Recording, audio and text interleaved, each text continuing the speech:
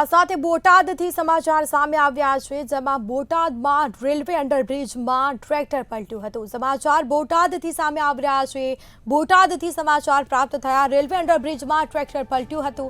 Salangpur road પર આવેલા અંડરબ્રિજની આ ઘટના સામે આવી છે, જેમાં અંડરબ્રિજમાં કપાસ ભરેલા ટ્રેક્ટરે પલટી મારી મસમોટા ખાડાઓના કારણે ટ્રેક્ટર પલટ્યું હતું।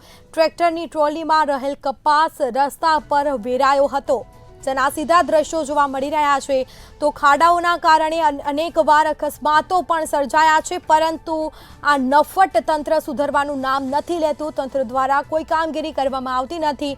અકસ્માત સર્જાય છે, તેમ છતાં પણ તંત્ર હજુ ઘોર નિંદ્રામાં સૂતું છે। તો વાહન ચાલકો પણ પરેશાન થયા છે। ખાડાઓ પડ્યા છે, રસ્તા પર મસમોટા ખાડાઓનું સામ્રાજ્ય જોવા મળ્યું છે। તો રેલવે અંડરબ્રિજમાં ટ્રેક્ટર પલટ્યું હતું, જેમાં અંડરબ્રિજમાં મસમોટા ખાડાના કારણે કપાસ ભરેલું ટ્રેક્ટર પલટી મારી હતી અને કપાસ પણ રસ્તા પર વેરાયો હતો। જો કોઈ મોટી દુર્ઘટના સર્જાશે તો તેની માટે જવાબદાર કોણ રહેશે, તેને લઈને અનેક સવાલ ઉઠવા પામ્યા છે।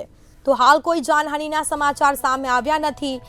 ટ્રેક્ટર પલટી ખાઈ જતા ટ્રેક્ટરના ટ્રોલીમાં રહેલ કપાસ રસ્તા પર વેરાયો હતો। મોટી દુર્ઘટના થતા ટળી હતી। સદનસીબે હાલ કોઈ જાનહાનિ થઈ નથી। તો ખાડાઓના કારણે અનેકવાર અકસ્માતો સર્જાયા છે, તેમ છતાં પણ આ તંત્ર સુધરવાનું નામ નથી લેતું। તંત્ર દ્વારા કોઈ પણ પ્રકારની કામગીરી કરવામાં આવતી નથી, જેના કારણે નિર્દોષ સ્થાનિકો, નાગરિકો તેનો ભોગ બને છે। તો મસમોટા ખાડાઓના કારણે ટ્રેક્ટર પલટ્યું હતું। ટ્રેક્ટરની ટ્રોલીમાં રહેલ કપાસ રસ્તા પર વેરાયો હતો।